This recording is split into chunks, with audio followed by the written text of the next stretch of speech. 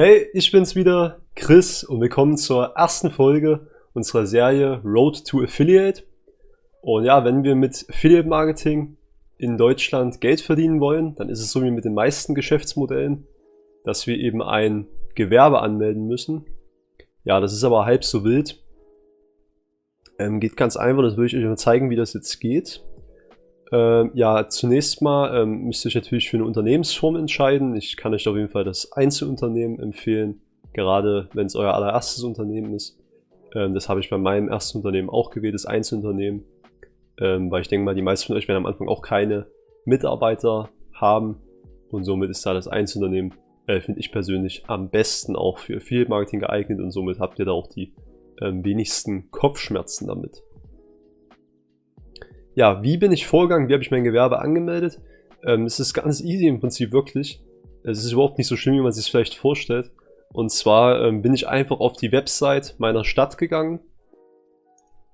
Bin dann ja zu Gewerbeanmeldung gegangen oder habe das halt gesucht. Und habe dann hier auf der Gewerbeanmeldung-Seite runtergescrollt. Und hier bei den Formularen gibt es dann auch schon das Formular, die PDF Gewerbeanmeldung, und dann habe ich mir die einfach runtergeladen und eben dann ausgefüllt. Das zeige ich euch jetzt gleich, wie genau ich das ausgefüllt habe. Ja, die Gewerbeanmeldung kostet in meiner Stadt 25 Euro. Das kann bei euch ein bisschen anders sein. Meistens kostet es so irgendwas zwischen 20 und 30 Euro. Also wirklich überschaubar. Und ja, dann habe ich mir das runtergeladen und jetzt gucken wir uns das mal an hier. Gehen wir jetzt mal hier rein. Genau, ja.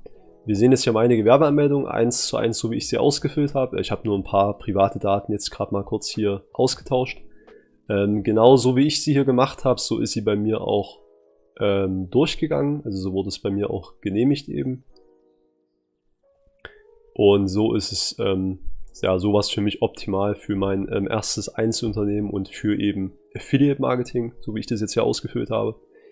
Ja, ganz hier oben, das war voreingetragen, Name der entgegennehmenden Stelle, das stand schon drin. Hier diese Gemeindekennzahl der der Gemeinde des Sitzes der Betriebsstätte stand auch schon drin. Ja, hier Angaben zum Betriebsinhaber. Musste ich im Prinzip gar nichts ausfüllen, weil das eher für die Personengesellschaften war, aber ich hatte ja noch keine Mitarbeiter und werden ja die meisten von euch am Anfang, denke ich mal, auch nicht haben. Ja, dann halt bei Angaben zur Person, ganz normal Name, also Nachname und Vorname eben eingetragen. Das Coole ist, ich konnte das halt auch wirklich direkt hier am PC schon eintragen. Mit der Tastatur halt. Dann bei Geschlecht, natürlich mein Geschlecht angekreuzt. Ja, Geburtsname, falls da euer Name abweicht zu eurem jetzigen Namen, könnt ihr mal hier nochmal extra eintragen. Bei mir gab es ja keine Abweichung, deswegen Feld einfach leer gelassen. Das Geburtsdatum, dann natürlich Geburtsort und Geburtsland einfach eingetragen. Staatsangehörigkeit habe ich Deutsch bei mir angekreuzt. Ja, bei Anschrift der Wohnung natürlich ganz normal meine Adresse, meine Anschrift eben eingetragen. Dann bei E-Mail-Adresse habe ich eben meine beste E-Mail-Adresse eingetragen, damit man mich da kontaktieren kann. Ja, Telefonnummer habe ich weggelassen, ist eine freiwillige Angabe, genau auch wie Internetadresse.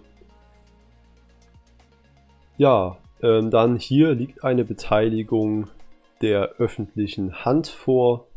Bei mir nicht der Fall. Also nein, habe ich angekreuzt. Dann eben nochmal die Anschrift der Betriebsstätte war bei mir, da ich einfach von zu Hause aus gearbeitet habe, die gleiche Anschrift wie meine Wohnadresse auch. Also das gleiche hier einfach nochmal eingetragen wie bei der Wohnadresse. Außer ihr habt jetzt irgendwie zum Beispiel ein extra Büro oder sowas, dann könnt ihr natürlich dann hier die Adresse von eurem Büro oder so eintragen.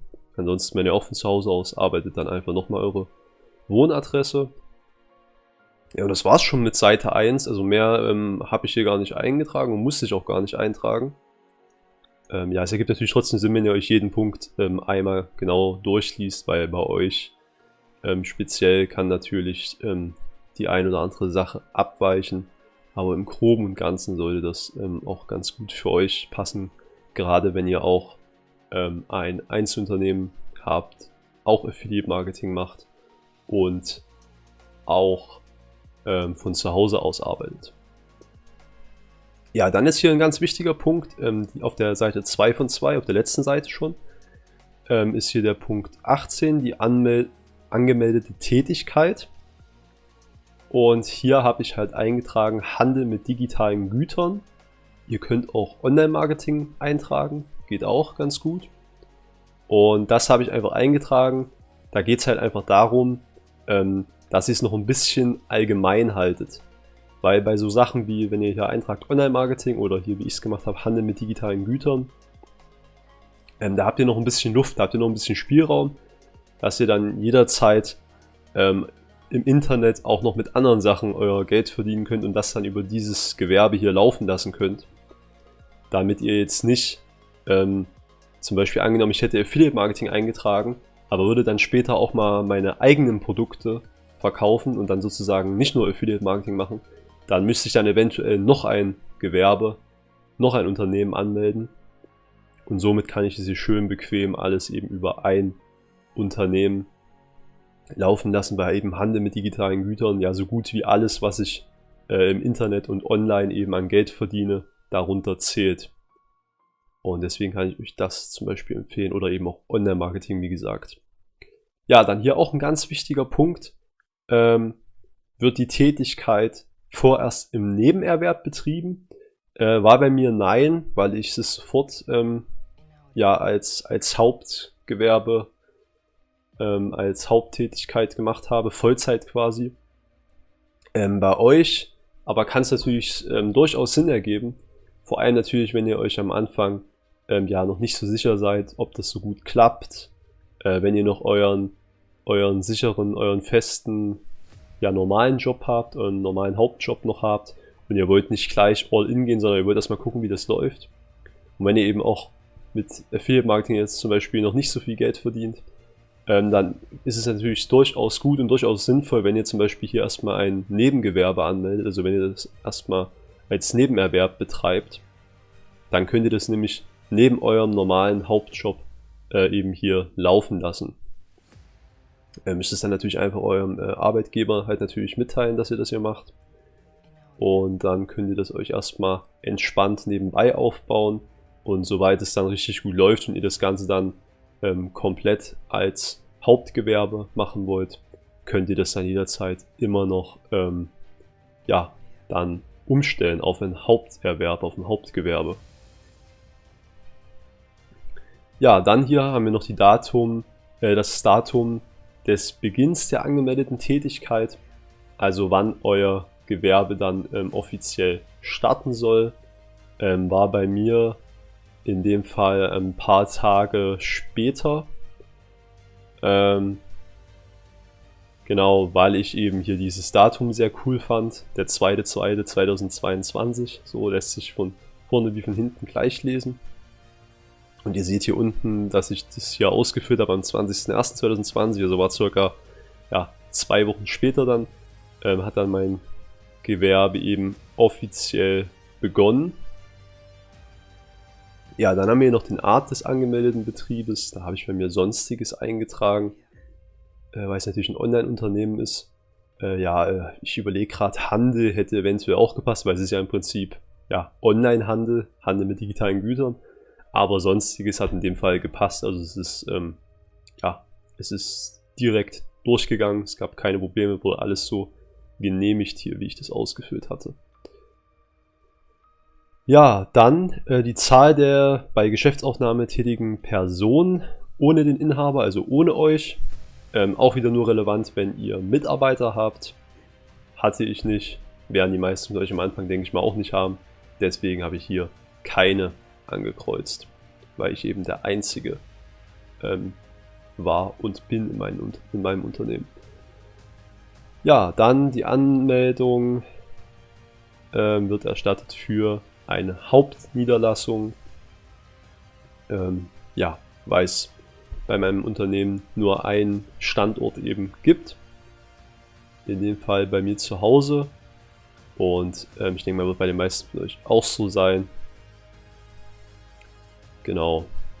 Dann noch hier der Grund der Neuerrichtung. Und zwar war es bei mir eine Neugründung. Also wenn ihr einfach das Unternehmen eben neu gründet. In dem Fall war es auch mein erstes Unternehmen, was ich gegründet habe. Deswegen hier einfach Neugründung. Ja, hier gibt es zum Beispiel noch Wechsel der Rechtsform. Ja, wenn ihr zum Beispiel, keine Ahnung, von GbR zu GmbH oder sowas wechseln würdet, dann zum Beispiel, ist ja natürlich hier nicht der Fall. Deswegen einfach nur Neugründung, wenn ihr eben das Unternehmen einfach neu gründet oder wenn es zum Beispiel auch euer erstes Unternehmen ist. Genau. Ja, die weiteren Punkte waren jetzt dann hier gar nicht weiter relevant für mich. Genau, und dann musste ich hier am Ende einfach nur noch das Datum von heutigen Tag eben, wo ich das hier ausgefüllt habe, eintragen. Und dann habe ich mir das Ganze einfach ausgedruckt, habe das dann unterschrieben mit meiner Unterschrift, habe es in einen Briefumschlag gepackt und habe es dann bei mir in der Stadt, hier in dem Fall bei mir war es das Bürgeramt, genau, habe ich es dann einfach beim Bürgeramt in den Briefkasten geworfen und dann ging das Ganze seinen Gang. Ja, müsst ihr natürlich gucken, wie das dann bei euch in eurer Stadt ist. Kann auch bei euch sein, dass ihr es zum Rathaus oder so bringen müsst. Bei mir war es halt das Bürgeramt und dann ist es halt seinen Gang gegangen. Dann habe ich ein paar Tage später irgendwann die Bestätigung bekommen, dass es geklappt hat. Habe dann halt Post bekommen von meiner Stadt. Noch mit der Rechnung für die 25 Euro. Die habe ich dann einfach mit Online-Banking einfach fix denen überwiesen, die 25 Euro. Kriegt ihr dann einen extra Brief, wo dann die Daten draufstehen, wo ihr das hinüberweisen müsst, die 25 Euro. Und die nächste Post, die ihr dann bekommt, ist dann vom Finanzamt. Da geht es dann um den Steuererfassungsbogen. Und darum soll es dann schon im nächsten Video, dann im nächsten Teil gehen. Da werde ich mit euch dann auch Stück für Stück durchgehen. Ist auch nicht schlimm. Ja, genau. Und dann war es das jetzt schon von diesem Video. Ja, ihr könnt mir ja gerne mal in die Kommentare schreiben, ob ihr schon ein Gewerbe angemeldet habt.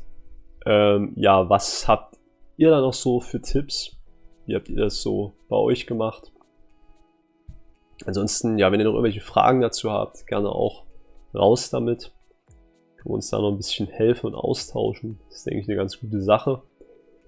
Und ja, genau. Dann würde ich sagen, sehen wir uns beim nächsten Mal hoffentlich schon wieder. Bis dahin, ich freue mich auf euch. Ciao, ciao, euer Chris.